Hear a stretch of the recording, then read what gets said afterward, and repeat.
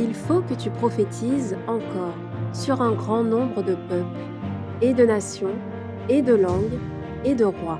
Apocalypse 10, verset 11.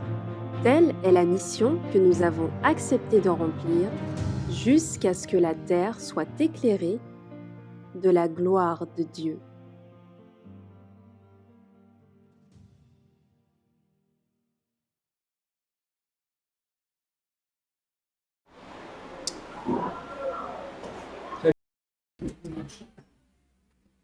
Eh bien, à nouveau, bon sabbat à chacun.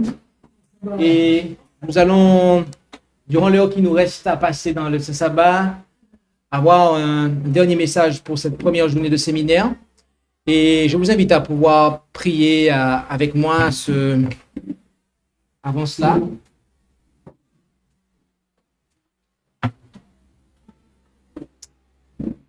Prions. Notre Dieu, notre Père céleste, nous voulons te remercier pour ce moment que tu nous offres encore. Alors que nous allons étudier ta sainte parole, nous te demandons une fois de plus de nous conduire dans cette étude et que tu puisses diriger ce moment. Veuille nous accorder ton discernement et bénir chacun d'entre nous. Et nous t'en prions dans le beau nom de Jésus pour ta gloire, Père. Amen. Amen.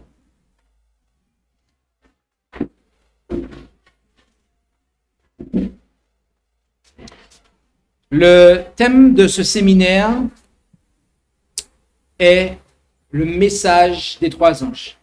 Message des trois anges que nous trouvons en Apocalypse 14 à partir du verset 6. Et on a jusqu'ici pu étudier le verset 6. On a commencé à étudier le verset 7. Et on nous dit au verset 7, en disant d'une voix forte, craignez Dieu et lui donnez gloire, car l'heure de son jugement est venue.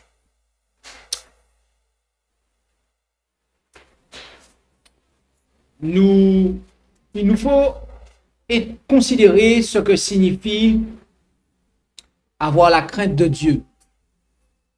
Il nous faut considérer ce que signifie avoir la crainte de Dieu.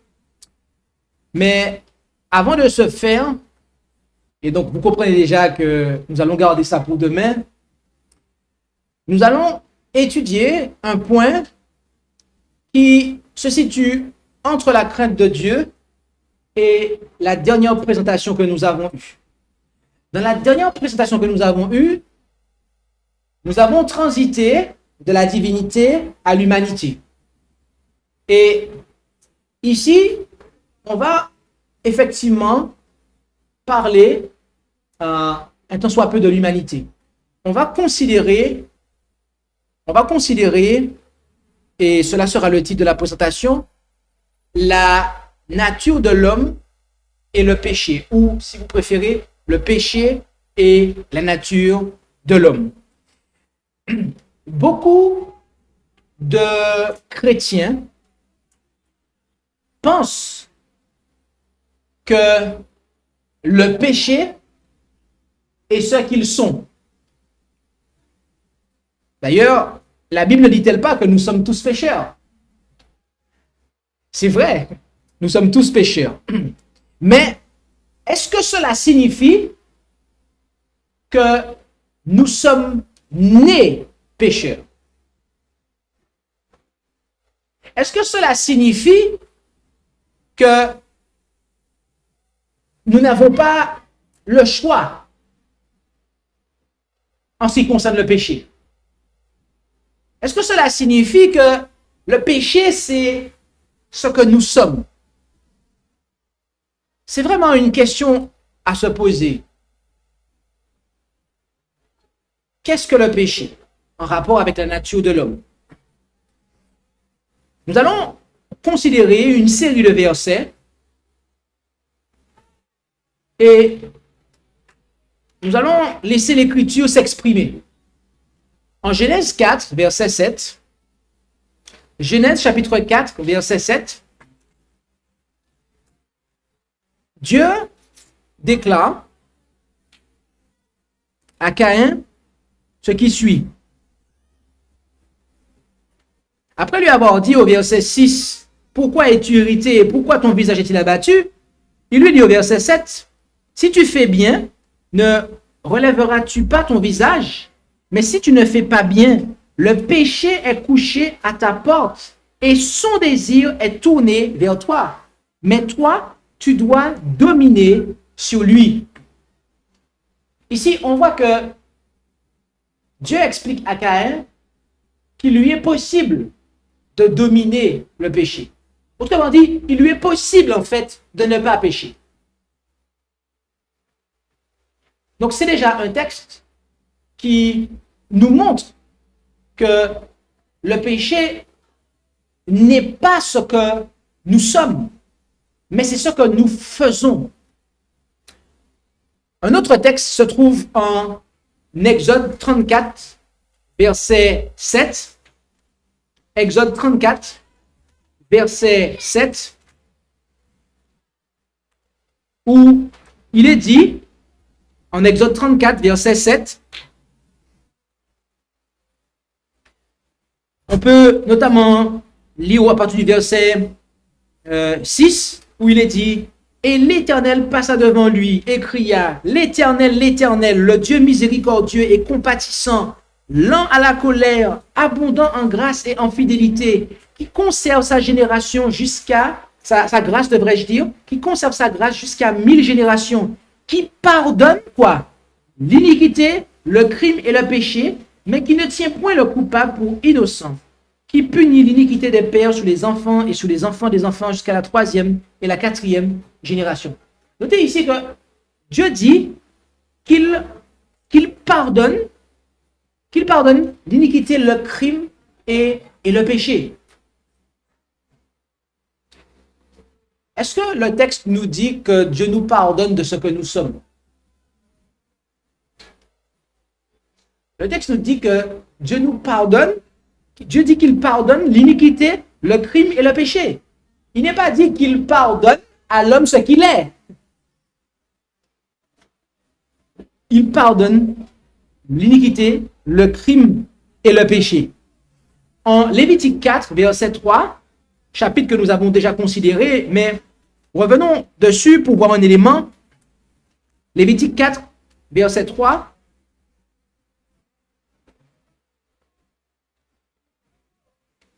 Il est dit,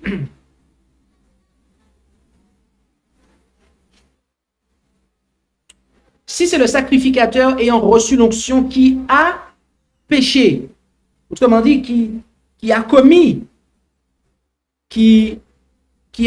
en fait, qui s'est rendu coupable d'un péché, d'accord? Rendant par là le peuple coupable, il offrira à l'Éternel pour le péché qu'il aura commis un jeune taureau sans défaut en sacrifice pour le péché. On le voit aussi au verset 13. Et si c'est toute l'assemblée d'Israël qui a péché par erreur, et que la chose soit ignorée de l'assemblée, s'ils ont fait contre l'un des commandements de l'Éternel des choses qui ne doivent point se faire, et qu'ils se soient rendus coupables.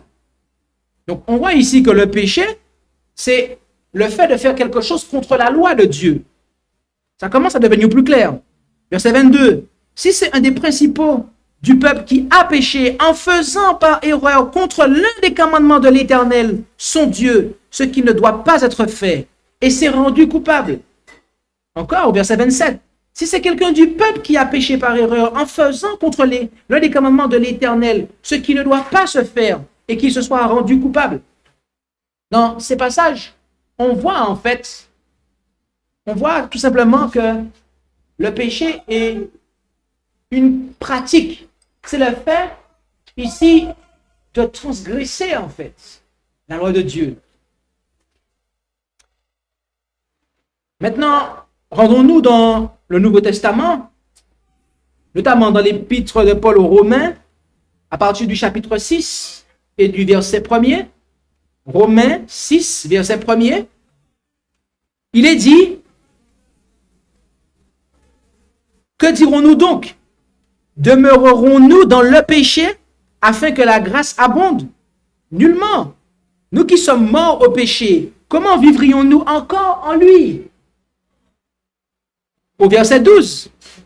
Que le péché ne règne donc point dans votre corps mortel pour lui obéir en ses convoitises.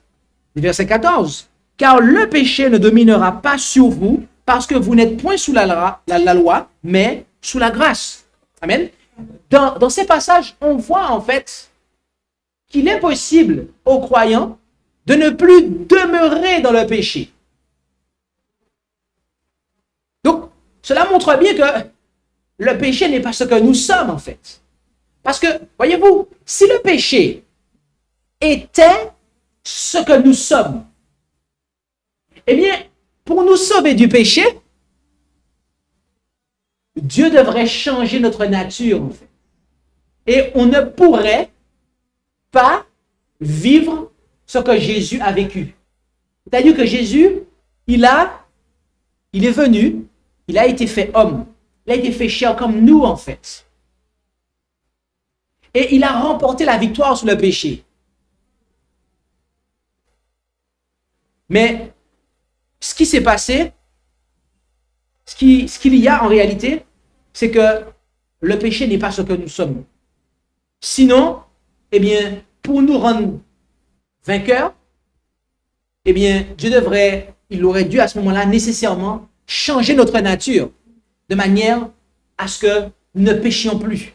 Mais on voit que ce n'est pas ce qui a eu lieu avec le Christ. Car l'Écriture nous dit qu'il a été fait chair, il a revêtu notre humanité, il a été fait homme. Et donc, en continuant ainsi, notamment au chapitre 5 de Romains, revenons en arrière, Romains 5, verset 13, nous lisons « Car le péché a été dans le monde avant la loi, mais le péché n'est point imputé quand il n'y a point de loi. » Ok?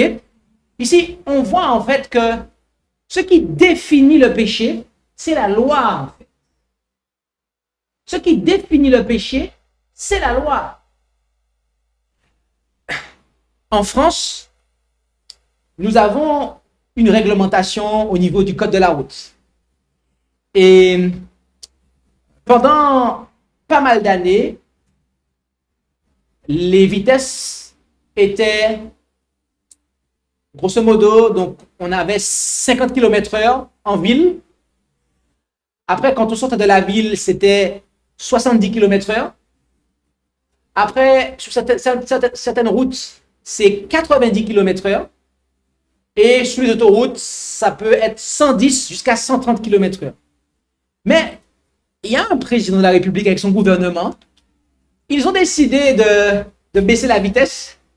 Et de 90, on est passé à 80.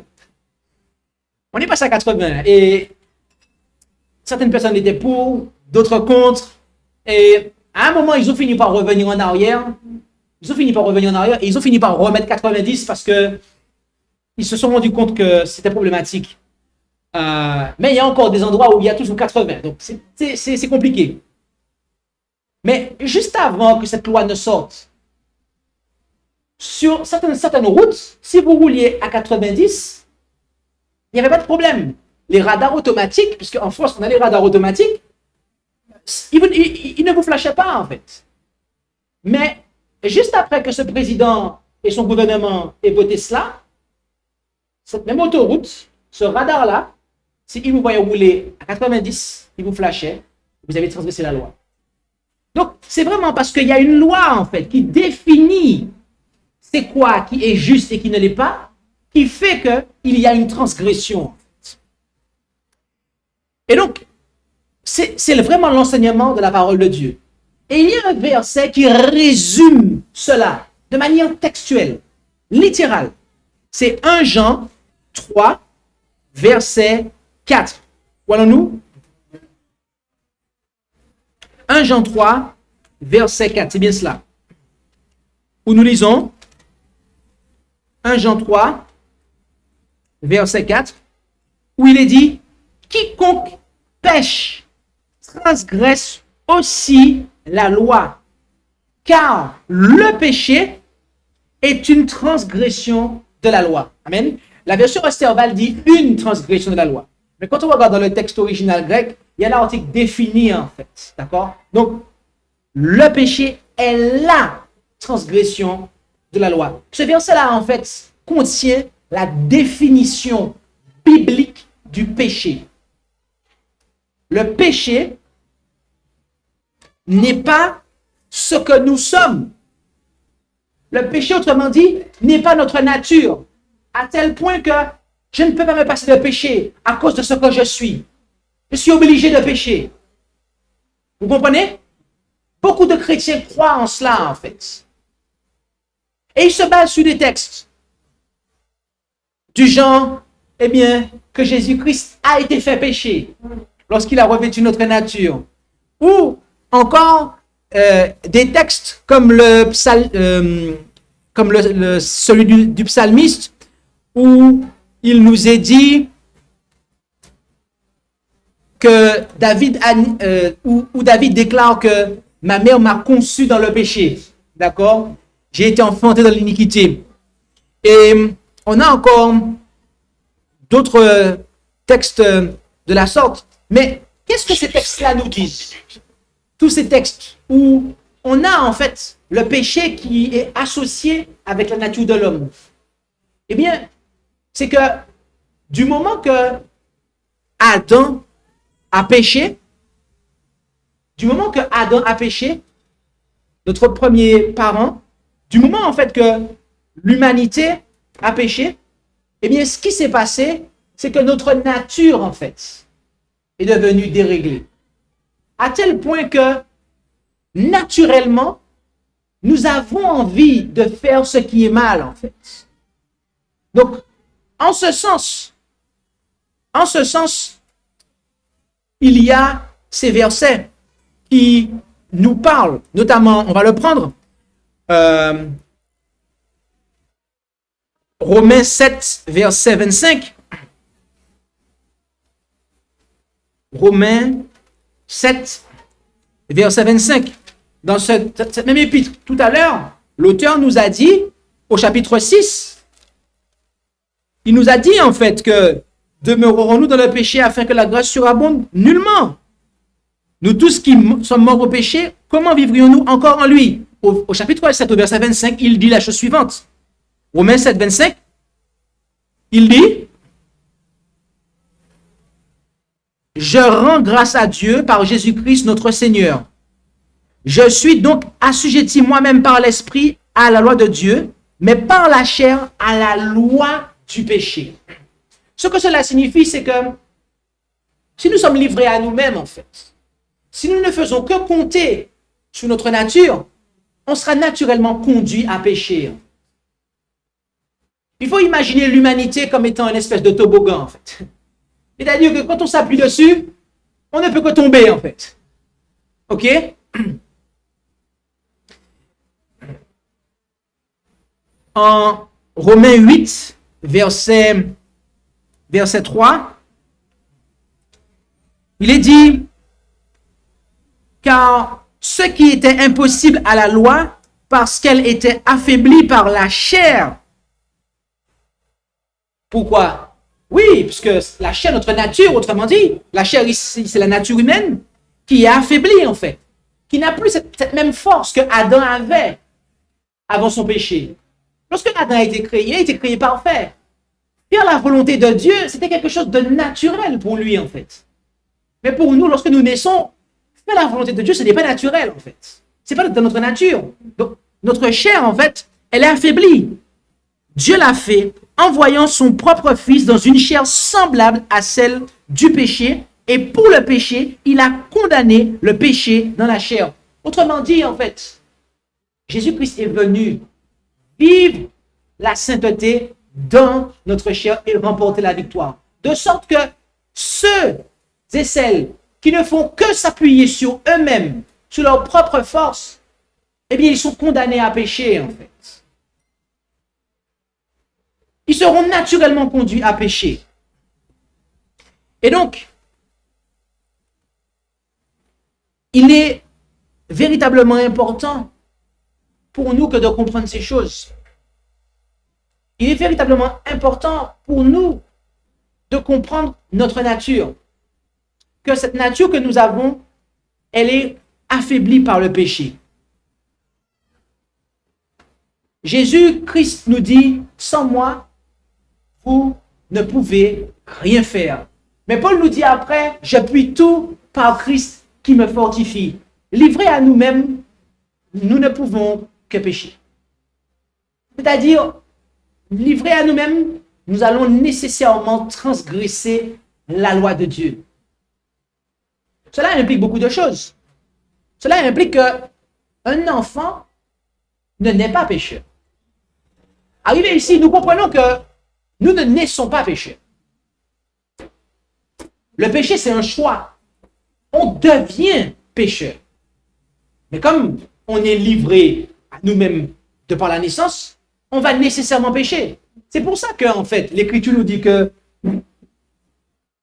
tous ont péché. Il n'y a pas un seul qui fasse un seul qui fasse le bien, pas même un seul. Tous ont péché, tous sont privés de la gloire de Dieu. C'est parce que nous naissons dans cette nature qui est affaiblie et la loi de la croissance fait que on ne connaît pas Dieu, on n'a pas cette capacité-là depuis petit, et donc on va nécessairement tomber dans le péché.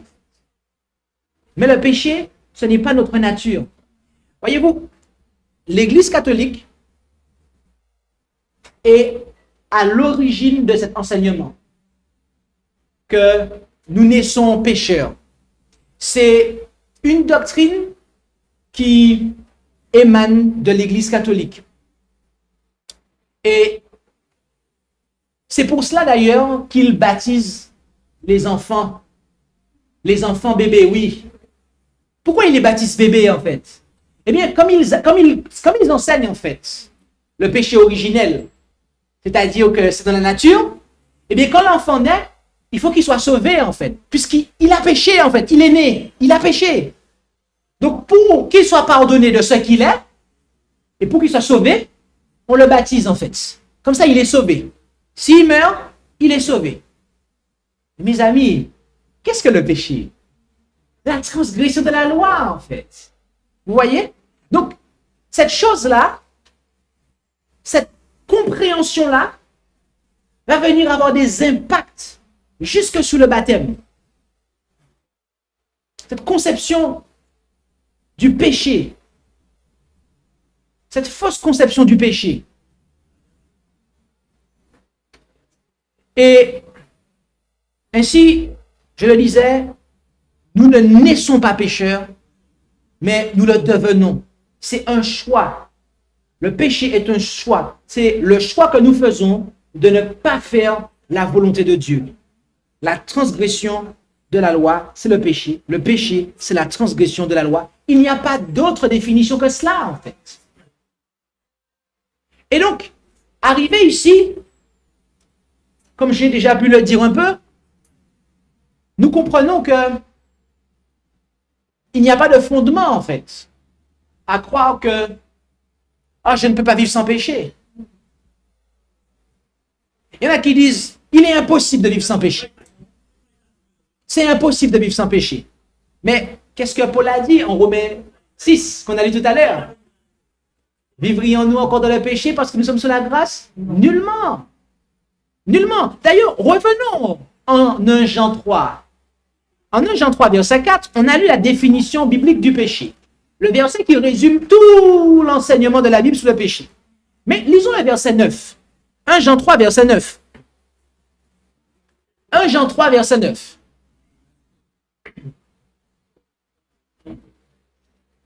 Vous voyez, combien de naissances nous avons par lesquelles nous pouvons passer sur terre? Combien de naissances? Alors, vous et moi, tous les hommes, ils ont la possibilité de naître 2 fois. Est-ce que vous savez ça? Qui est-ce qui croit en ça? Levez la main, dites amen. Nous pouvons naître 2 fois, mes amis. La première naissance, c'est la naissance physique, où un homme sort du ventre d'une femme. après qu'elle ait connu un homme, cette femme. Là, nous naissons. Nous naissons physiquement. Mais il y a une autre naissance, qui est la nouvelle naissance, naissance spirituelle. Et c'est en expérimentant cette nouvelle naissance spirituelle, le baptême de l'esprit, eh bien que nous serons rendus capables de pouvoir vaincre le péché. En effet, 1 Jean 3, verset 9 nous dit, « Quiconque est né de Dieu, la deuxième naissance, ne commet point le péché, parce que la semence de Dieu demeure en lui. Et il ne peut pécher parce qu'il est né de Dieu. » Qui est-ce qui croit en ça ce soir? Amen. Bien-aimé, c'est la parole de Dieu. L'évangile est très clair. L'évangile nous dit effectivement que celui qui dit qu'il n'a point de péché, c'est un menteur. Autrement dit, celui qui dit, moi je n'ai pas besoin de sauveur en fait, parce que je n'ai jamais péché en fait, c'est un menteur. Parce que vous et moi, qui que nous soyons, notre nature nous a conduits à pécher. Mais la vérité ici, c'est que si nous expérimentons la nouvelle naissance, eh bien, ce qui va se passer, c'est que nous allons avoir la semence de Dieu en nous, la parole de Dieu.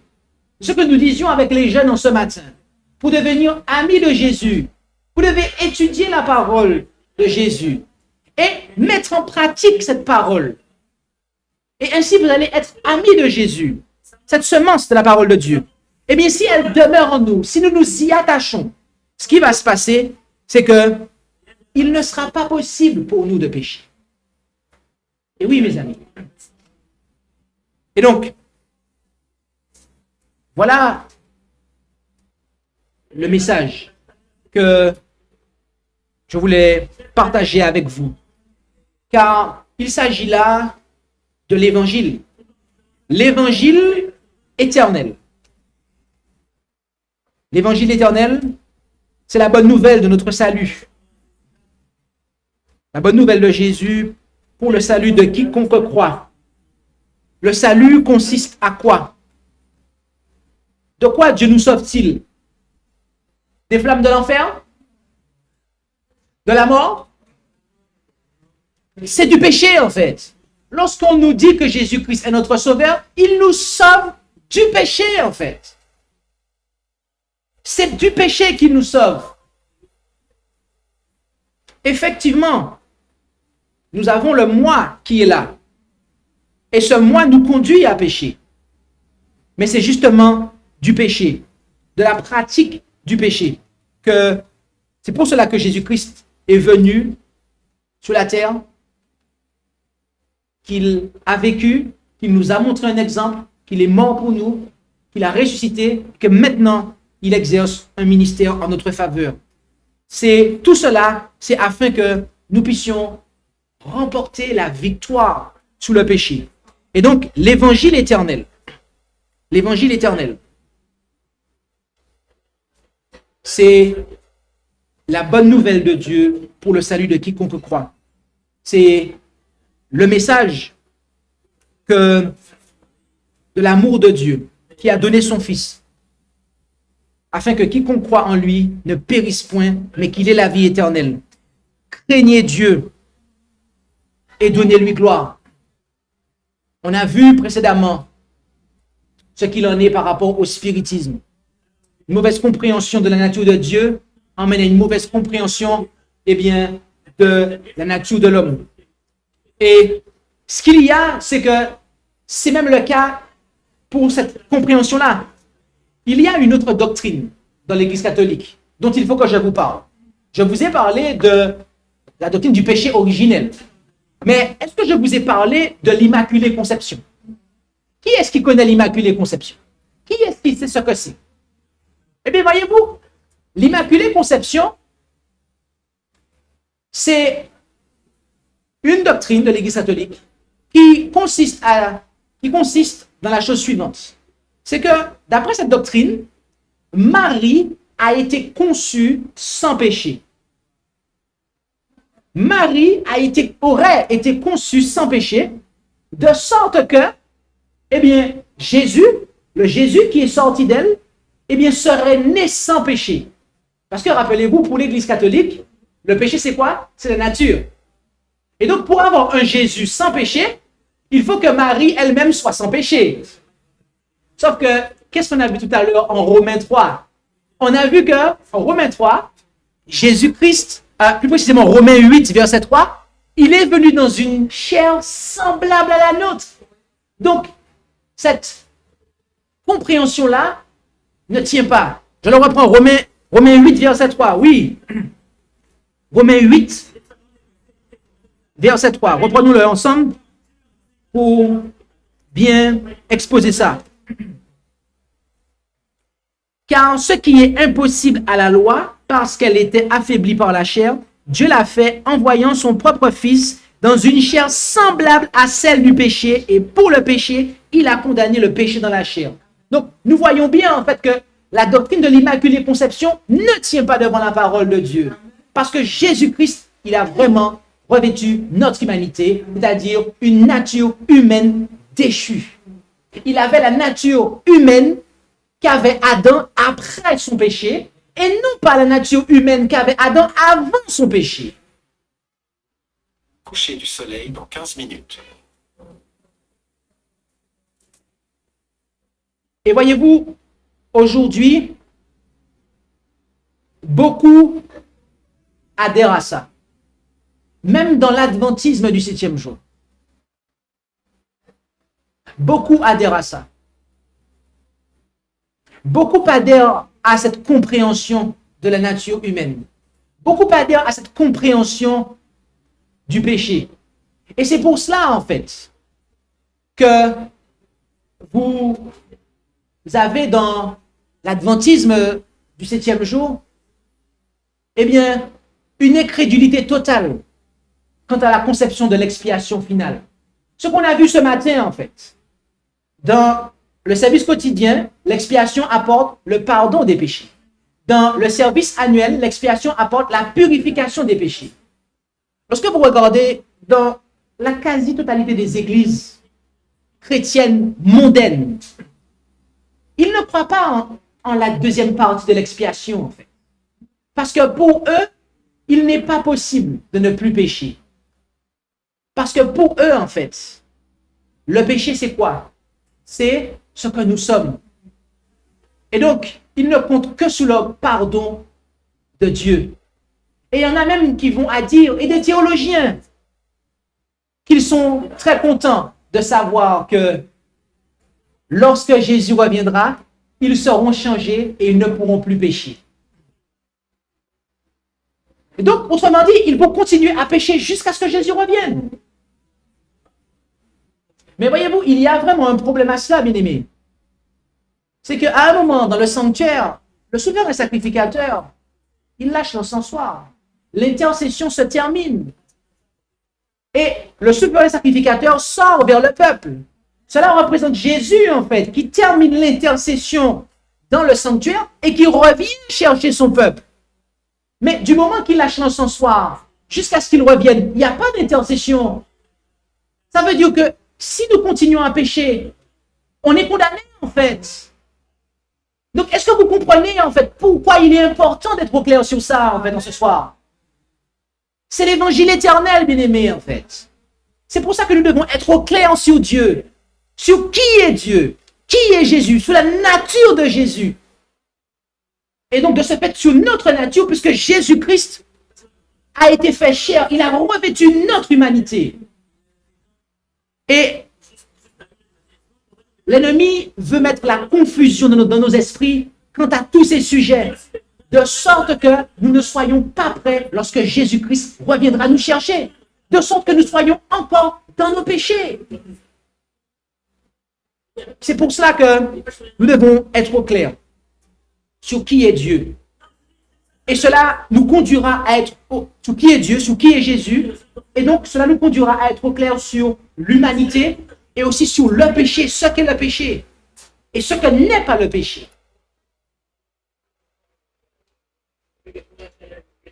Combien parmi nous, en cet instant, durant cette heure, maintenant, veulent remporter la victoire sur le péché.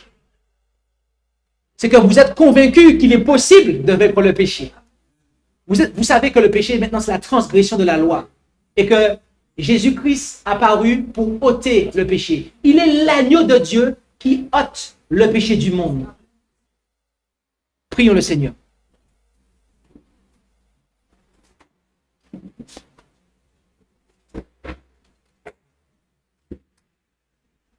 Notre Dieu, notre Père céleste, merci pour ce moment que nous avons passé dans l'étude de ta parole, où tu nous montres, eh bien, ce qu'est le péché. Tu nous fais savoir que le péché, c'est la transgression de la loi, et non pas la nature humaine. Et tu nous instruis quant au fait qu'il est possible de remporter la victoire sur le péché si nous expérimentons la nouvelle naissance. Alors, Père Céleste, nous te demandons de nous prémunir contre toute forme d'hérésie quant à la nature humaine, quant au péché, de sorte que nous soyons rendus capables d'expérimenter cette nouvelle naissance pour en finir avec le péché et que nous soyons trouvés sans péché lorsque Jésus-Christ reviendra nous chercher.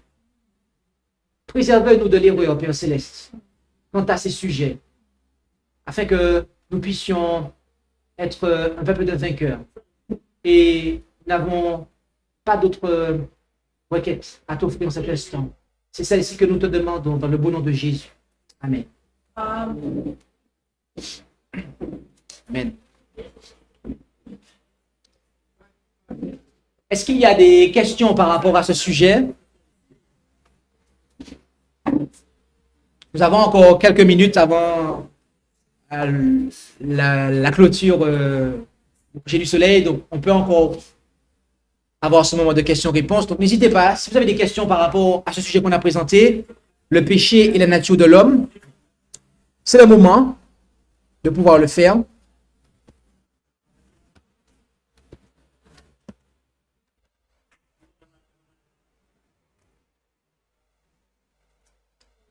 Apparemment, c'est clair pour tout le monde. Apparemment, c'est clair pour tout le monde. En tout cas, notez à quel point les doctrines, notez toutes ces vérités qu'on a enseignées. Et en enseignant ces vérités, notez les erreurs qui ont été pointées du doigt. Et notez que toutes ces hérésies-là, en fait, dans le christianisme, elles proviennent de l'Église de Rome. Et vous notez aussi que, étrangement, on les retrouve dans beaucoup d'églises, jusque dans l'adventisme du 7e jour. Je vous demande juste de noter cela. Car quand on va aborder le message deuxième ange, on fera mention de ces choses-là, en fait.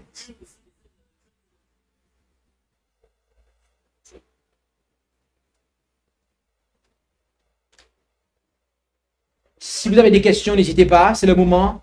S'il me faut clarifier un texte ou un propos que j'ai tenu, c'est le moment.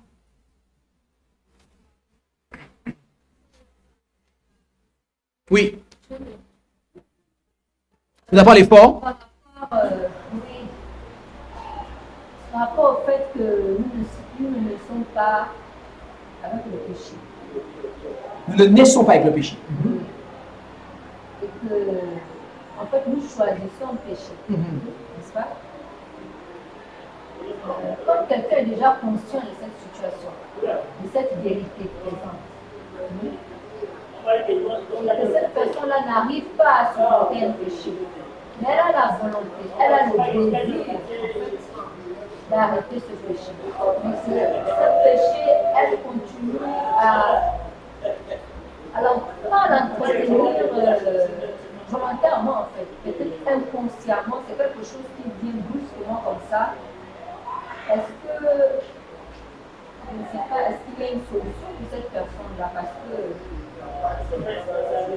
souvent, on a tendance à dire, c'est pas quelque chose que je veux faire, c'est pas prémédité, C'est un péché qui est devenu involontaire, mais ce péché involontaire devient maintenant un péché répétitif, parce que ça devient comme un comportement maintenant en soi. Alors, est-ce qu'il y a une solution à ça? Paul dit en Romains 7, verset 18, « Ce qui est bon, je le sais, n'habite pas en moi, c'est-à-dire dans ma chair. J'ai la volonté, mais non le pouvoir de faire le bien. Car je ne fais pas le bien que je veux, et je fais le mal que je ne veux pas. » Ici, on voit en fait que même Paul, il était concerné par cela puisqu'il était un être humain en fait. Mais il nous dit, je puis tout par Christ qui me fortifie. Ça veut dire que si je n'arrive pas à surmonter un péché, c'est que je ne suis pas encore vraiment assis dans l'évangile. C'est-à-dire que je n'ai pas encore, j'ai besoin de continuer à développer ma relation d'amitié avec Jésus, en fait. Voilà. Et Jésus a remporté la victoire. Jésus, il a forgé les armes de la victoire, l'armure de la victoire. Et ce que nous devons faire, c'est de garder, en fait, la foi. C'est de garder, c'est de nous revêtir de l'armure, des armes de victoire, en fait. De façon à ce que la victoire que Jésus a acquise, elle soit à nous, en fait. Maintenant, la question, c'est est-ce que nous faisons ça? Comment nous combattons? Est-ce que nous combattons avec nos propres forces? Ou est-ce que nous nous revêtons de ce que Jésus a pour nous, en fait? C'est là. Et c'est pour ça qu'on ne remporte pas la victoire sur le péché. C'est parce qu'on se bat de nos propres forces. Mais, on l'a vu tout à l'heure. Si on compte sur la chair, on ne peut pas. Et beaucoup de gens, quand ils lisent ça, on dit malheur à l'homme qui se confie en l'homme. On pense que c'est nécessairement qu'on se confie dans quelqu'un d'autre. On va se confier dans le pasteur, dans l'ancien, ou dans le frère, dans la sœur. Mais ça signifie aussi malheur à l'homme qui se confie dans sa propre force à lui-même, en fait. Il ne pourra pas, en fait. Donc, quand on dit de ne pas s'appuyer sur le bras de la chair, ce n'est pas que un charnel à côté de nous, mais c'est nous-mêmes aussi, en fait. Vous comprenez? Donc, je ne sais pas si j'ai pu répondre à ta question. Ok. Oui.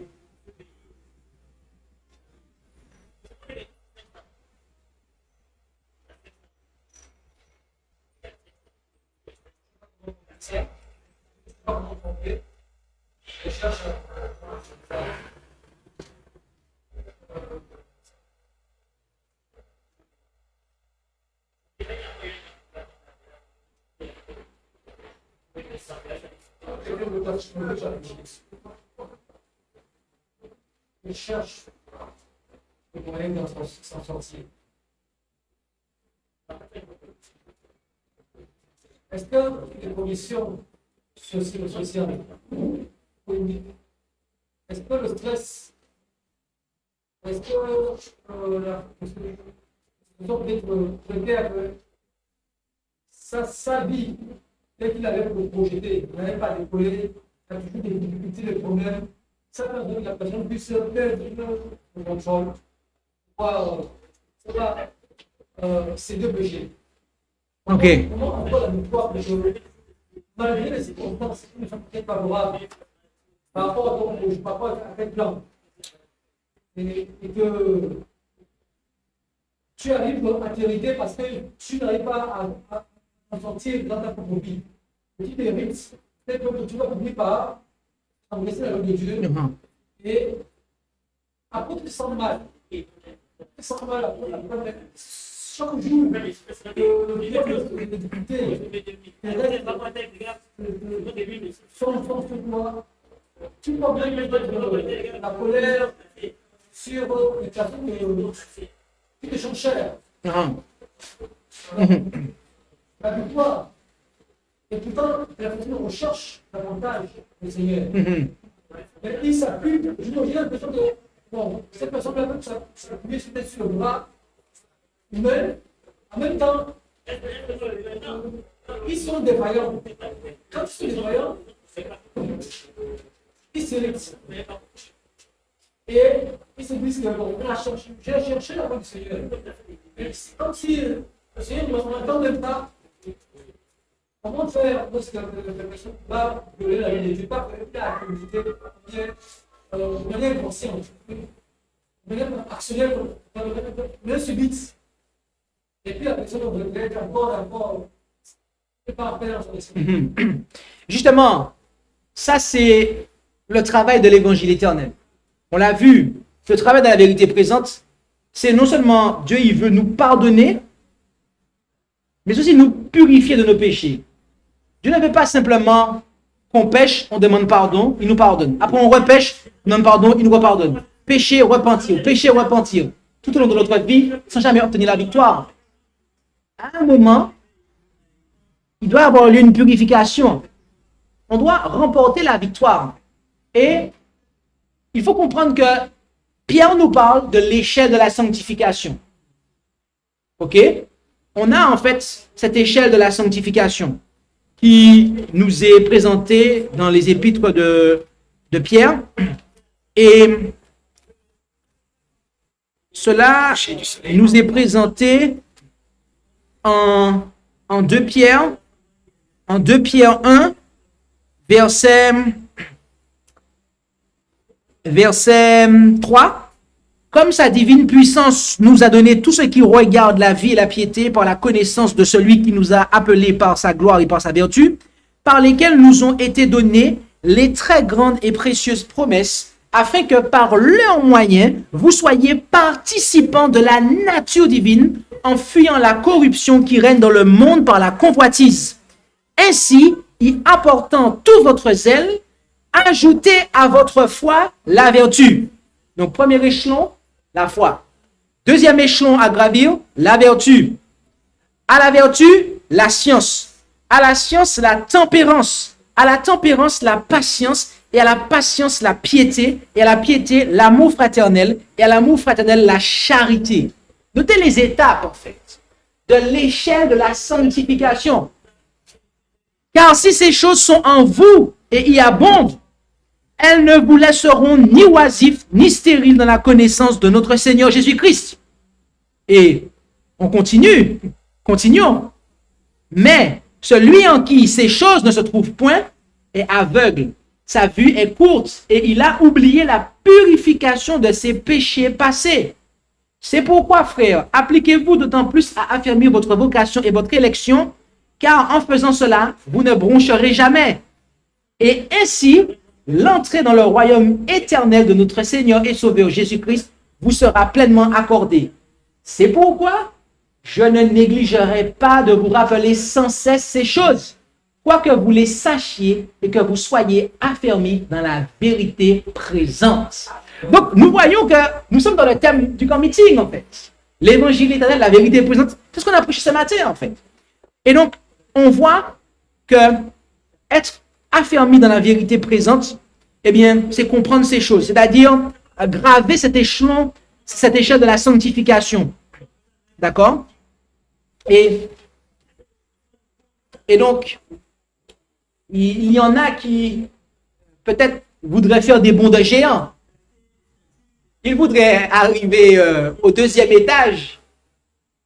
Ils voudraient arriver tout en haut de l'échelle en un instant.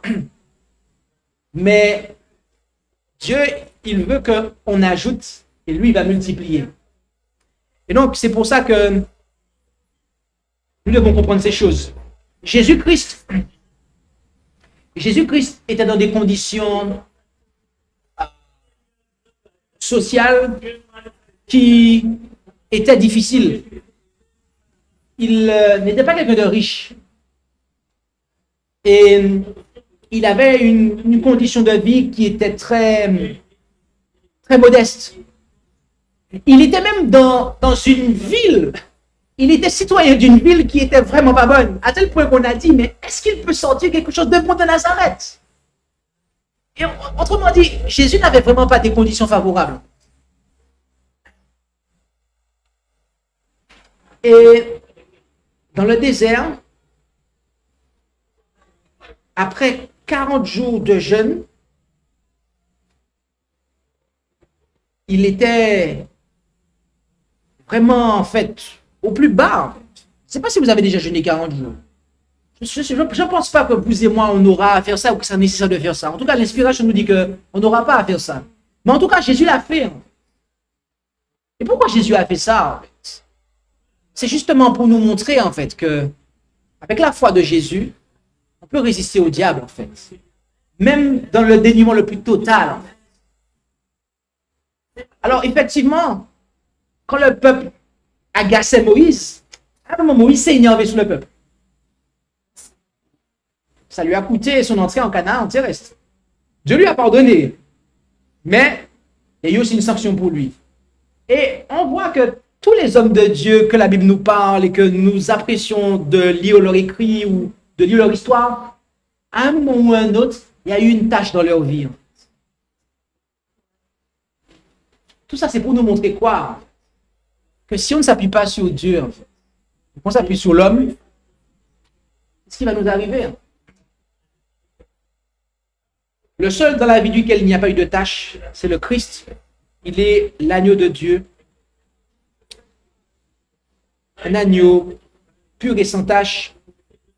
Et ce n'est pas sous le troisième ange, sous le message des trois anges, nous ne sommes pas invités à avoir la foi d'Abraham. On n'est pas invité à avoir la foi de Moïse. On n'est pas invité à avoir la foi de David. Et tous ces hommes, voyez-vous, ils ont fait des choses extraordinaires. Extraordinaires. Des choses que vous et moi, nous n'avons peut-être pas fait. Mais Dieu, sous le message des trois anges, il nous appelle à avoir la foi de Jésus. C'est-à-dire que nous devons vraiment prendre Jésus comme modèle.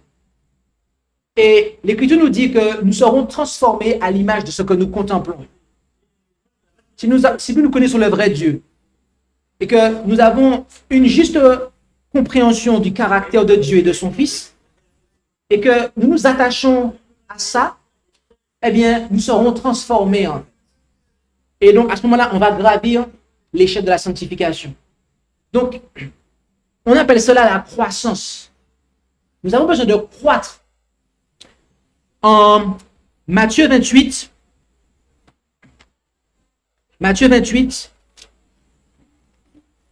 verset 19, il est dit, allez donc et instruisez toutes les nations. Première action.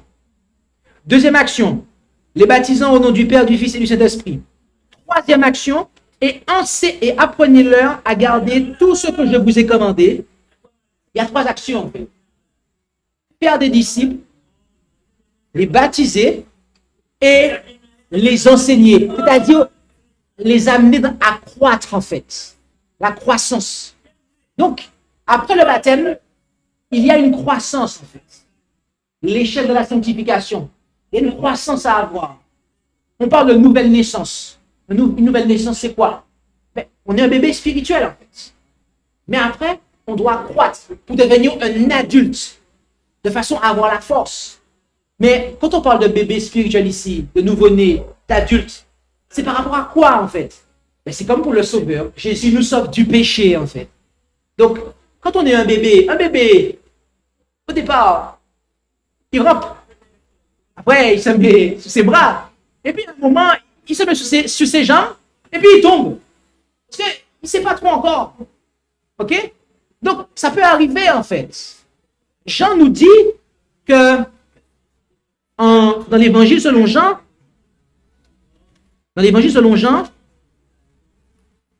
en 1 Jean 2, verset 1, « Mes petits enfants, je vous écris ces choses afin que vous ne péchiez point. » N'est-ce pas ce que dit le psaume 119? « Je serre ta parole dans mon cœur afin de ne pas pécher contre toi. » Oui, l'évangile, la parole de Dieu nous est donnée pour que nous ne péchions point. C'est la semence de Dieu que nous devons garder. Mais il continue en disant, il dit, mes petits enfants, ça veut dire que ce sont de jeunes croyants en fait dans la vérité présente. Il sait qu'ils sont jeunes. Il sait qu'ils sont des bébés en fait. Donc il leur dit que ce que je vous donne là, si vous l'acceptez, sachez que vous n'allez pas pécher. En fait. Mais il leur dit, et si quelqu'un a péché, nous avons un avocat auprès du Père, Jésus-Christ le juste. C'est lui qui est la propitiation pour nos péchés, et non seulement pour les nôtres, mais aussi pour ceux du monde entier. Donc ici, on voit en fait que un nourrisson en Jésus, un jeune dans la foi, dans la vérité présente, eh bien, il a ce qu'il faut pour, eh bien, ne pas pécher. Néanmoins, comme un bébé littéral, qui va essayer de marcher, il peut arriver qu'il y ait une chute, mais qu'est-ce qui se passe? Le juste, il se relève. Cette fois, il tombe, il se relève à chaque fois, en fait. Et donc voilà. Donc, du coup, il y a une échelle, en fait. Il y a une échelle à gravir. Je ne sais pas si ma réponse a pu couvrir la question. Oui, je veux enchérir avec après une instance spéciale donnée entre Kaola. Et l'exemple que vous avez reçu, je l'ai vu là. Ça, après ça, ça devient quelque chose comme l'esprit tout à l'heure. C'est pas la route de Moïse, ni la route d'Abraham, ni. C'est la route de Jésus. Et vu la route de Jésus, en rejetant la nature humaine, vivant dans la condition de pauvreté, et malgré tout, étant tenté pour céder aux apparences du monde, c'est que nous n'avons pas à avoir d'être tentés à pouvoir obéir aux principes de Dieu. Donc, quand je regarde Jésus maintenant, dans cette nouvelle facette que vous avez présentée là, je me dis, la fois, Dieu a fait une promesse par rapport à un besoin qu'il avait. Il a réalisé la foi. Mais la foi de Jésus n'est pas par rapport au même problème de l'avoir. Elle sont ensemble. Tout ce qu'on avait vu les autres formes d'objets de Bible, c'est pas pour de là, parce que la condition à laquelle Jésus était, cette condition, c'était qu'il dit que ce n'est pas les riches qui le monsieur est facilement ouvert, mais c'est plutôt les pauvres parce qu'ils le sont en Dieu avec la possible. Donc, il y a les pauvres mutuels, il y a aussi le pauvre matériel. Mais si tu es pauvre mutuel pour matériel, tu es perdu. Mais si tu es pauvre matériel et que tu es riche mutuellement, tu as Jésus. Parce que Jésus-Christ n'avait pas tous ses apparts pour nous recherchons davantage. Et nous savons que nous sommes dans une terre où il y a une part de son nom, il a dit qu'il n'a rien en lui. Donc, si nous recherchons cette chose-là, nous recherchons Jésus, sa foi, parce que c'est dans notre justice, nous cherchons les cieux, sa justice. Donc, je me rends compte que les choses, les choses que je voulais obtenir pour pouvoir satisfaire mes besoins, en tant qu'homme, en tant que personne, je ne plus comprendre ça. Certes, je peux d'abord vous préserver. Si j'ai une relation avec Jésus-Christ, je pense que je serai plus heureux. Je serai moins payant. Je ne peux tout me plaindre. Parce que c'est ça que aujourd'hui, c'est que c'est la prospérité, moi j'ai appris. Mais quelle prospérité? Est-ce que c'est que moi la prospérité matérielle quand je découvre la prospère? Ici, le but de si nous avons au royaume, la prospérité, c'est d'abord le projet de son père. Et c'est ça qui est tout le projet de Jésus-Christ. C'est tout. Et le plus central que peut-être que nous avons souvent manqué à cause de regarder à cause de fait que nous sommes chrétiens, nous ne sommes pas la queue, mais la tête. Je pense que c'est un mal qu'on vit dans nous. Je ne peux pas dire qu'il parlait que ce n'est pas m'accorder des biens matériels, je suis heureux. Mais c'est mon problème de ne dépend pas de ça. Donc merci encore parce que ça m'a beaucoup. Parce que on a vu que tu peux comprendre que rien ne peut nous sauver de la vie. C'est ça.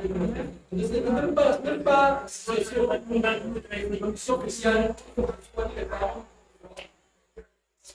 On sérieusement assister les gens, oui, à mon niveau, mais il y a aussi plein de choses. C'est cela, c'est cela. Donc merci. Mhm. Mhm. Tout à fait. Donc, il y a aussi quelque chose avec. Bon, après, je pense que je vais sortir du sujet, mais on va regarder ça pour plus tard. Mais bref. Ok? C'est bon pour nous? Ok. Eh bien, on a prié. Ah oui? Vas-y. Pourquoi nous tenons le message, nous sommes dans il y a deux bases de décision. Nous comprenons que ce pardon est permis. Et il faut que les gens les par rapport au fait qu'on a une connaissance qui ne peut pas accepter, et que le sanctuaire. Et il a bien entendu que le sanctuaire n'est pas pour eux. Mais puis, à l'heure, comme il y avait ressenti ça, nous sommes là. C'est ça que le premier commandement de l'Église. Non, c'est là qui nous amène justement à sortir de la cour. Hein? Parce que si on est toujours dans la cour, on ne peut pas la publication. Et effectivement, il faut que nous qui avons peut-être ça, le sanctuaire sur la méthode de manière plus simple. Ça ne sera pas fait trop, comme vous pouvez dire, compliqué. Et comment faire pour nous, les jeunes, qui attendent ces personnes-là qui sont dans la cour encore, qui sont plus restées dans le parti, et qui ne veulent jamais entrer dans le ciel, le ciel, le sanctuaire céleste. Comment faire pour eux pour l'expliquer de manière simple? Ok.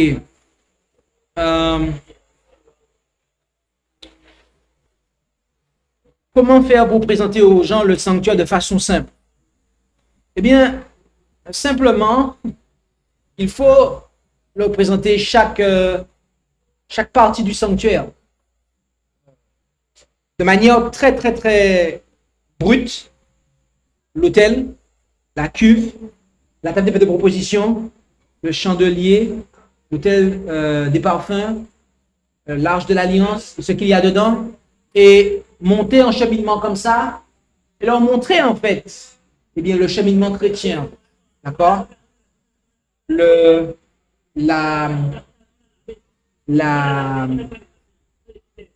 a en fait, au travers du sanctuaire, le processus de justification, de sanctification, et donc, simplement cela. Après, il y a d'autres détails dans lesquels on pourra rentrer. Moi, j'ai fait une série d'études sur le sanctuaire. Je pense que j'ai dépassé les 100 études. Et je l'ai fait de façon, on va dire, chaque verset détaillé. Je l'ai fait comme ça parce que il me fallait rentrer en profondeur. En fait. Mais avant de faire ça, j'ai présenté des études sur le sanctuaire, notamment une présentation qui dure environ 1 heure. Et j'ai couvert l'ensemble du sanctuaire. Et donc, c'est possible, en 1 heure, de présenter aux gens le sanctuaire, dans son ensemble, et qu'ils aient une idée, une vision claire. Ok, c'est l'évangile, en fait. La compréhension du sanctuaire, c'est ce qui distingue les adventistes du 7e jour, normalement, de toutes les autres religions. C'est pas le sabbat. Parce qu'il y avait déjà des sabbatistes avant les adventistes du 7e jour. C'est pas le sabbat, en fait. C'est vraiment la compréhension du sanctuaire. Et ce qu'il y a, c'est que quand on regarde les principes fondamentaux de 1889, eh bien, c'est exactement ce que nous sommes en train de vous présenter dans ce message. Oui, parce que les principes fondamentaux de 1889, on commence avec Dieu, sa nature, l'esprit. Croyance numéro 2, Jésus, sa nature, son ministère, le sanctuaire. C'est par ça qu'il faut commencer, en fait. C'est par ça qu'il faut commencer. Parce que, en fait, dans le sanctuaire, il y a le sabbat, en fait. En fait, on devrait... Je vais peut-être corriger ce que je m'apprête à dire, mais on a vraiment à gagner à présenter le sanctuaire avant de présenter le sabbat. Parce que le sabbat est dans le sanctuaire. Vous comprenez? Donc, en offrant le paquet, eh bien, dans le sanctuaire, il y a tout, en fait. Donc, il faut vraiment leur apporter le paquet. Et au fur et à mesure, après, ils vont découvrir le sabbat. Et ça aura une valeur très, très importante. Parce que quand vous savez, en fait, que Jésus-Christ, qui est notre Seigneur, à l'heure actuelle, il est devant l'arche de l'Alliance dans le ciel, arche dans laquelle il y a les 10 commandements, 10 commandements au milieu desquels il y a le 4e, le sabbat, le 7e jour. Eh bien, vous pouvez leur expliquer très clairement que, est-ce que vous aimez Jésus? On vous dit, oui, j'aime Jésus. OK. Est-ce que vous voulez suivre Jésus? Oh oui, je veux suivre Jésus. Jésus, il est souvent un sacrificateur et il intercède pour nous afin que nous soyons pardonnés de nos péchés et purifiés de nos péchés. Et les péchés, c'est quoi en fait? Qu'est-ce qui définit le péché? C'est la loi, ce qu'il y a dans l'arche en fait. D'accord? Donc, ceux qui veulent suivre Jésus, eh bien, ils vont suivre le maître même du sabbat. Donc, on voit que dans le sanctuaire, il y a tout. Et c'est, je pense, vraiment ce par quoi il faut commencer. Parce que ce n'est pas normal, mais pas du tout normal, que quelqu'un devienne adventiste du 7e jour et qu'il ne connaisse pas le sanctuaire. En fait, il ne connaît pas son identité. Oui, oui. Alors, donne-moi 2 secondes. Donne-moi 2 secondes. Oui, vas-y. Le baptême? En Matthieu, en rang? Quand ils disent qu'on doit baptiser les gens vers le Fils de Saint-Esprit, moi j'ai appris aux églises de Dieu. Quand ils disent baptiser, on va avoir qui je veux baptiser vers le Fils de Saint-Esprit. Il s'agit d'encore des choses. Si tu vas respecter les droits, si tu vas faire des trucs, est-ce que normalement c'est ce que Dieu veut? C'est la volonté de Dieu. Quand Jésus avait baptisé les gens, il baptisait les gens du Père, du Fils et du Saint-Esprit. Les ajouts qui sont qui faisaient des églises bêtes, quand il baptisait, est-ce que c'est ce que Dieu veut? Ok, donc ta question, si je la résume, est-ce que baptiser au nom du Père, du Fils et du Saint-Esprit, est-ce que c'est ce que Dieu veut? Non. Bon, ceux qui ajoutent, parce que normalement, c'est ce que Jésus demande de faire. Ah. Ceux qui ajoutent encore des trucs qu'il faut faire telle chose, il faut faire telle chose, tout ce que est-ce que c'est demander selon Jésus? Alors, je pense que tu dis, mais je ne connais pas les autres choses. C'est pour ça que je voulais que tu m'expliques, parce que je ne comprends pas. Je dis par exemple, tu dois aller à l'église le dimanche, tu dois porter le voile. Ok. Et les femmes qui marchent, ils n'ont même pas de livre, elles sont comme si elles sont vieilles.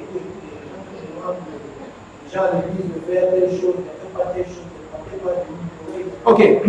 Alors, on va effectivement aborder la question du baptême durant les présentations.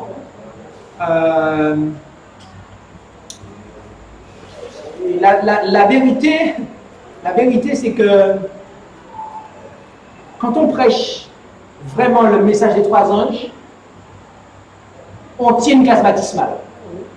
Donc, tous ceux qui vont suivre ces présentations, ils ne s'en rendent pas compte, mais ils sont en train de suivre une classe baptismale.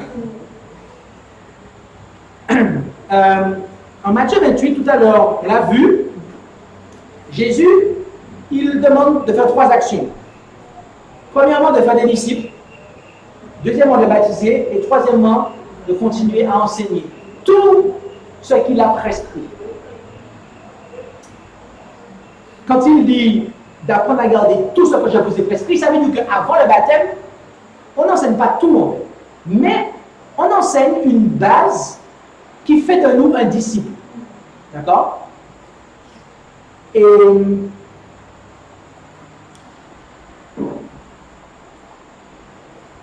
être un disciple de Jésus, cela peut se résumer de façon très simple. D'accord? Premièrement, c'est demeurer dans la parole de Jésus. Deuxièmement, c'est aimer comme Jésus a aimé. Troisièmement, c'est produire des fruits. Le fruit de la repentance, le fruit de l'esprit. Et quatrièmement, c'est donner la première place à Jésus. et ne permettre à rien ni personne d'occuper cette place que Jésus doit occuper. C'est-à-dire, Jésus, on doit l'accepter comme notre meilleur ami. Et rien ni personne ne doit prendre cette place de meilleur ami d'autre que Jésus. Donc voilà, en 4 points, il y a les versets pour ça.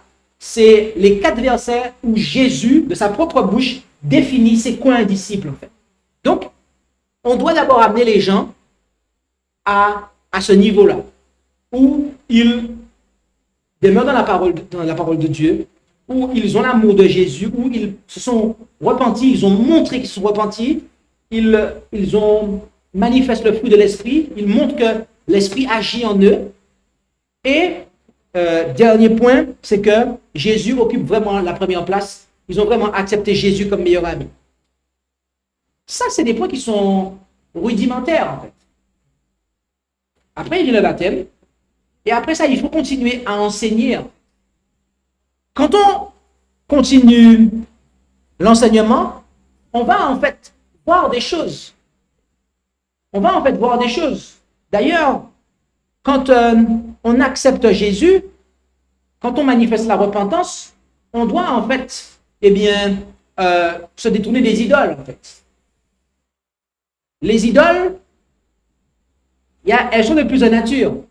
Il y a les idoles spirituelles, mais il y a aussi les idoles matérielles. D'accord? Est-ce que je peux conserver des idoles matérielles et dire que je suis vraiment dans la vérité présente? Ah, ok, on a dit non? Tout le monde a dit non? Vraiment? D'accord. Bon, je pense que je ne vais pas en dire plus, mais je vais garder des choses pour demain. Je ne vais pas prêcher mes messages avant l'heure. Mais en tout cas, il y a des choses qui ne sont pas textuellement marquées en Matthieu 28 et qui pourtant, on doit faire comprendre aux gens. En fait. Parce que en Matthieu 28, on a le principe.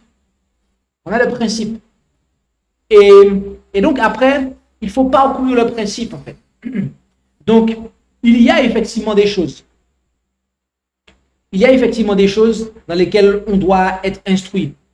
On ne peut pas penser que, une fois que je suis baptisé, après, j'ai plus rien à faire. En fait, pour certaines personnes, le baptême, c'est une espèce de certificat de fin d'études. Après ça, il n'y a plus rien à voir. On a déjà tout vu. Alors que le baptême, en fait, c'est justement, ça marque le commencement, en fait. Donc, il y a ces extrêmes desquels il faut se garder. C'est-à-dire, un premier extrême, qu'il faut tout voir, absolument tout voir avant d'être baptisé. Il faut comprendre chaque verset de Genèse à l'Apocalypse. Ça, c'est un extrême. Et un autre extrême, c'est que une fois qu'on a vu le minimum syndical, comme on dit, avant le baptême, et qu'on est baptisé, après, l'étude de la parole, voilà, on n'aura plus trop à étudier, et puis bon, on est sauvé, il n'y a plus rien à faire, il n'y a plus rien à comprendre, il n'y a plus rien à découvrir, et on ne peut pas agir comme ça, parce que sinon, on est comme un Laodicéen. Je suis riche, je me suis enrichi, je n'ai besoin de rien. Donc, du coup, voilà, je ne sais pas si j'ai répondu à ta question. Ok, alors n'hésite pas à préciser. On ajoute des choses qui ne sont pas, qui ne viennent pas à la vie. J'entends pas. Dis-moi, tu peux couper le ventilateur, s'il te plaît? Je dis, pourquoi on baptise les gens? On ajoute des doctrines du monde au lieu de suivre directement ce que Jésus veut qu'on fasse. L'essentiel, parce que moi, je pense, ma mère, on l'a baptisée. Elle est décédée. On l'a baptisée, elle ne savait pas. On lui a dit de faire des choses que réellement, comme elle était assise en train de lire la Bible, c'est pas biblique, c'est ce que je suis en train de poser la question. Qu'est-ce qu'on lui a dit de faire qui est public, par exemple? Par exemple, on lui avait demandé de croire en l'église, comme je ne sais pas si tu me souviens, mais on aime croire à l'église, le faire machin, comme l'église catholique faisait. Donc, il y a certaines hérésies qu'on apporte encore avant qu'elle ne soit, elle était d'abord à l'adventiste avant. Chose là, donc c'est pour cela que je me pose la question. Est-ce que, normalement, comme les disciples allaient baptiser les gens, est-ce qu'ils allaient prêcher, est-ce qu'ils ajoutaient des choses que Jésus n'a pas dit? Parce que Jésus a dit, faites ce que moi, je vous recommande. Ça, le plus important, c'est Jésus qui travaille. Eux, ce sont juste des canaux. Donc, Ok. pour ça que je me pose la question, est-ce que c'est normal que quand nous baptisons, parfois je parle des gens qui baptisent, quand les gens baptisent, est-ce qu'il faut ajouter des doctrines, des pensées humaines dans... Ok. Alors, moi personnellement, je ne pourrais pas répondre pour les autres ministres des églises extérieures à la mienne. Donc, de manière, tu peux rallumer, de manière très simple, tous ceux qui ajoutent des choses à ce que Jésus a dit, rien n'est bon, c'est pas bon. Donc, enlever ou ajouter, c'est pas bon. Voilà. Donc, on finit par trouver menteur si on enlève ou qu'on ajoute. Donc voilà, donc du coup, je pense que ma réponse doit s'arrêter ici. Et oui. Je ne sais pas par rapport à sa question. Hein. En fait, l'Église adventiste nominale, la majorité d'entre nous avons adhéré au message. Alors, des 3 ans, je suis sanctuaire. Il y a tout en fait le vœu baptismal, c'est le vœu que nous faisons avant le baptême. C'est cette vœu qu'on lit souvent avant de faire passer les gens au baptême. On peut aligner les gens qui ont adhéré. Et puis, un pasteur bien ancien, hein, je pense qu'il y a Emmanuel. Emmanuel, et puis ici, on fait un récital de différents vœux d'engagement à l'église. Ok. Donc, c'est ça qui nous parler de ça. Ok. Alors, je ne suis pas d'accord avec les vœux de baptême de l'église adventiste nominale. Premièrement, parce que dedans, on vous demande d'accepter la Trinité. Ça, c'est un enseignement humain. D'accord?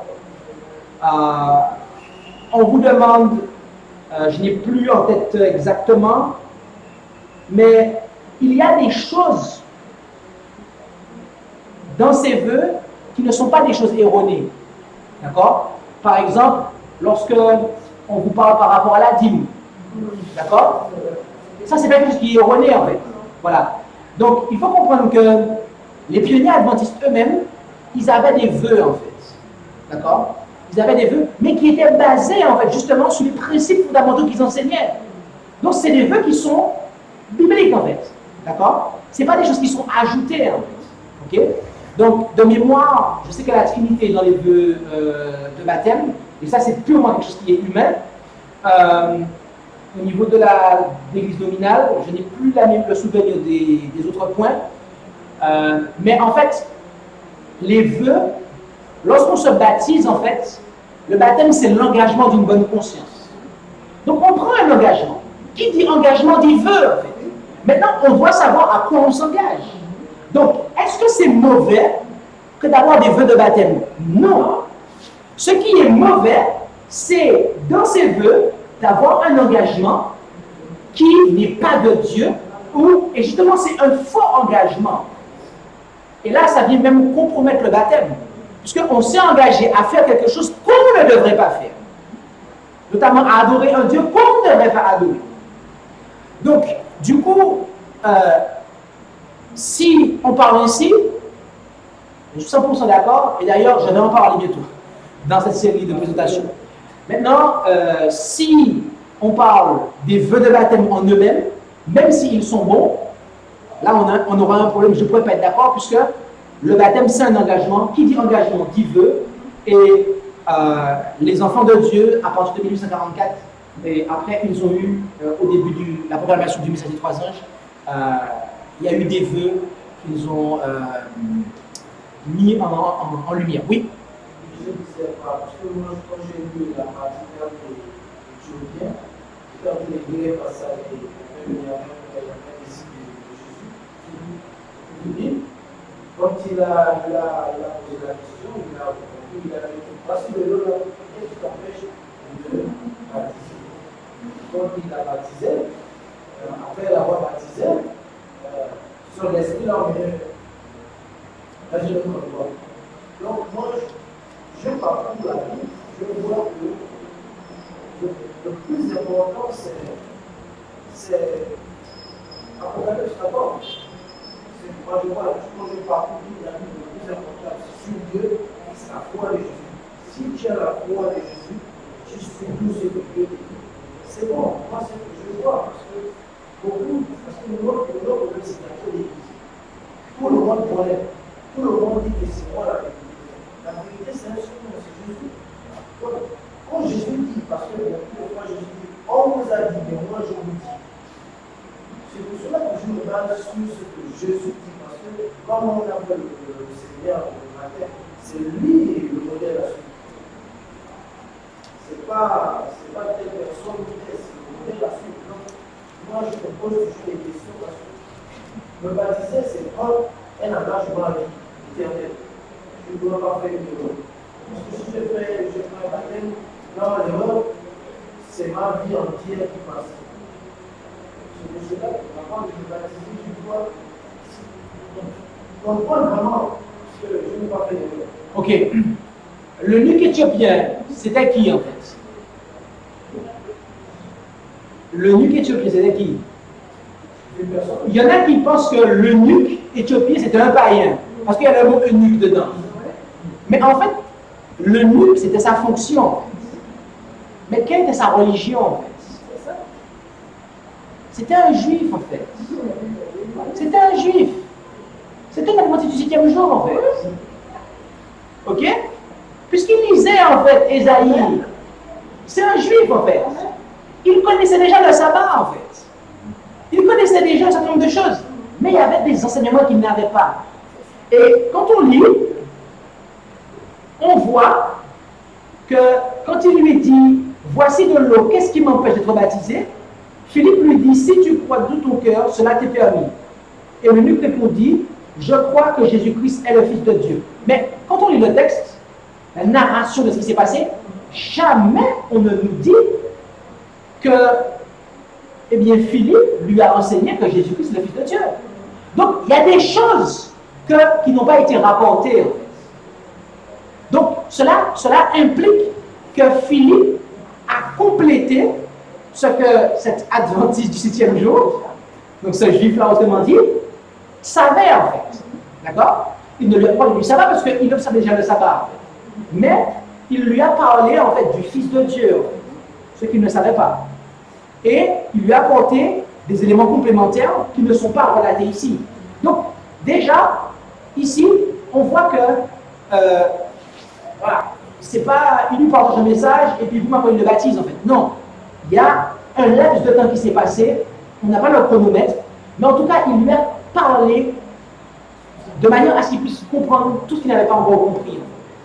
Et donc ça, c'est un premier élément. Et un deuxième élément que tu as dit, c'est que tu dis qu'il y a telle église, et moi je dois savoir dans quoi je m'engage. Eh bien justement, c'est pour ça qu'il faut vraiment s'asseoir et étudier pour savoir en fait à quoi le baptême m'engage. Il y en a, ils vont se marier à une femme, ou des femmes qui vont se marier à un homme, mais ils ne sont pas bien réfléchis. Et après, ils vont se rendre compte que, ils vont se dire, non, c'est compliqué, j'arrive pas à rester fidèle à la personne, j'ai peur de rester avec lui et compagnie. Et puis, ils vont en fait violer leur vœu de mariage. Tout ça pourquoi? Parce qu'en fait, dans beaucoup de cas, si ce n'est la majorité, ils ne se sont pas suffisamment assis avant, en fait, pour peser qu'est-ce que ça leur coûtait, en fait. Il y en a qui se sont mariés vraiment avec des personnes qui étaient très mauvaises. Ça a été un piège pour leur âme, en fait. Je connais des personnes qui se sont mariées avec des gens, et ces gens-là les ont détournés de l'évangile, en fait. Et que s'ils avaient bien réfléchi, ils étaient des croyants, ils n'auraient jamais dû se marier avec. D'ailleurs, la parole de Dieu dit que on ne doit pas se mettre sous un même joug avec les infidèles. Donc, on doit en fait vraiment réfléchir avant de prendre un engagement. Savoir à quoi on s'engage, qu'est-ce que ça va nous coûter. C'est pour ça que lorsque, avant de baptiser, je m'assure que les personnes ont étudié, qu'elles ont compris le message, de manière à ce que l'engagement qu'elles vont prendre, eh bien, elle soit un minimum capable de pouvoir le tenir. Donc, du coup, j'ai pu comprendre dans ce que tu disais qu'il y avait une espèce de, on va dire, de conflit à ce niveau. À un moment, j'ai pu entendre que ça devait se passer rapidement, et à un autre moment, il faut effectivement prendre son temps. Mais, en fait, le nuque éthiopien, ça ne s'est pas passé en 2 minutes, en fait. Ça a pris du temps. Et on voit que avant d'être baptisé, pour devenir un disciple, qui a 4 points: demeurer dans la parole, aimer comme Jésus aime, porter du fruit, de la repentance, fruit de l'esprit, et quatrièmement, donner à Jésus-Christ la première place. Donc, ça, c'est vraiment une expérience. Ce n'est pas que purement un enseignement, mais c'est vraiment aussi une conversion à avoir. Et donc, je ne sais pas si du coup ça a pu t'aider. Ok, bon Dieu, oui. Parce que je comprends beaucoup sa préoccupation. Hein. Parce que ce moment, c'est ma soeur en fait. Ça ne dit pas. Nous étions tous des avancés de l'église officielle. Ok. Et nous avons été baptisés sur ce principe, vous connaissez tous les avancés avant, sur l'activité. La Bible déclare que Dieu ne tient pas compte de l'ignorance. Donc, lors de l'ignorance, Dieu ne tient pas compte. Donc, ce qui ton maman, avait reçu le message, c'est qu'elle a cru être la vérité, ne sachant pas que ce n'était pas la vérité, sur la divinité. Donc, ce sont ces que nous tous nous devons dire. Moi, j'ai tout ça avant elle. Donc, elle est, lorsque la critique commence à jaillir, on sort, on commence à réclamer, comme on a dit hier, on va commencer à reculer et passe à l'église. Donc, elle s'est retrouvée dans le groupe avec nous, avec les Michel. Donc, c'est comme ça qu'elle a décidé avec l'église, là, c'est plus bon, parce qu'elle trouvait la vérité sur la divinité. Donc, elle était baptisée sur le principe de la Trinité. Comme nous aussi également. Avec le fait que, dans les deux, on pose une question que, comment dire que l'église évangélique est l'église du reste. Hein? Donc, selon le conseil, voilà. Donc, c'est sur ça qu'il se préoccupé en fait. Je mets sa place. Avec ça, on a ajouté des choses. Par rapport au fait que la vision du Père de cet esprit. On a dit qu'il faut aussi qu'elle croit aussi que l'église adventiste mondiale qui enseigne l'activité fait partie de l'église du reste. C'est un des points. Et donc, je suis d'autres points. Donc, vu qu'elle a été baptisée sur une fausse doctrine, pensant qu'elle était vraie comme nous tous, elle est décédée. Donc, Dieu ne tient pas compte de ce qu'il nous a fait. Ah oui, non. Aujourd'hui, en tant que fils, tu es en train de découvrir la vérité, tout comme mon père était mort catholique, Vatican, comme dit, les païens qui n'ont pas la loi, bon, c'est que possible à voir. Donc, il ne faut pas te mettre dans un projet public que bon, normalement, on l'a trompé. Tout comme nous, si quand elle était avec nous, elle a décidé de laisser l'église, mais on a encore fait le rebaptême. Ok. C'est même notre oui. Quelqu'un qui avait son la parole en mort, notre repreneur en enterré. Donc, je veux savoir aux gens que ma soeur, aujourd'hui, je sais pour elle là.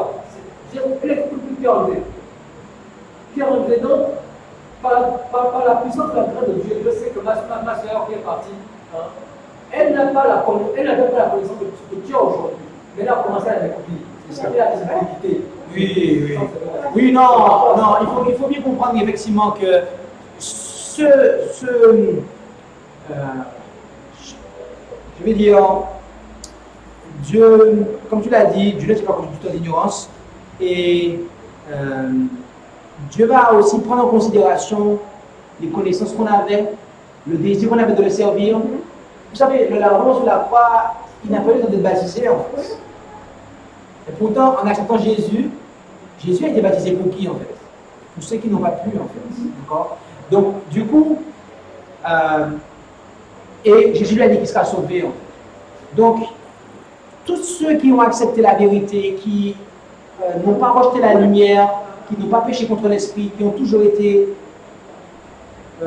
dans le contraire de la rébellion à Dieu, il n'y a pas de doute quant au fait qu'ils se réveilleront à la résurrection des justes. En fait. Donc, même s'ils n'étaient pas dans toute la vérité, mais voilà, donc, oui, tout ça, il n'y a pas de souci. Après, quant au point de l'église du reste, l'église nominale, moi personnellement, je ne crois pas du tout que le reste se trouve dans l'organisation actuelle qui a son siège dans le Maryland. Et je vous expliquerai pourquoi dans quelques présentations, pourquoi l'église du reste ne peut pas se trouver là. Et ce fut le cas, il y a une époque, c'était vrai. C'est-à-dire que l'église du reste se trouvait dans cette organisation, ou en tout cas, le reste du peuple de Dieu était organisé et était entouré par cette organisation. Mais aujourd'hui, ce n'est plus le cas. Donc, d'ailleurs, je vais m'arrêter là parce qu'il y a d'autres choses dans lesquelles on va rentrer, mais en tout cas, on a déjà, je pense, même dépassé. Mais voilà.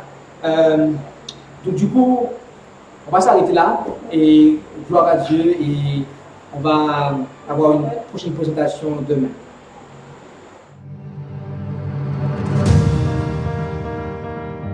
Merci d'avoir écouté cette présentation. Si vous souhaitez prendre part à la mission que Jésus-Christ confia à notre Église, contactez-nous via les coordonnées présentes sur la page à propos de notre chaîne YouTube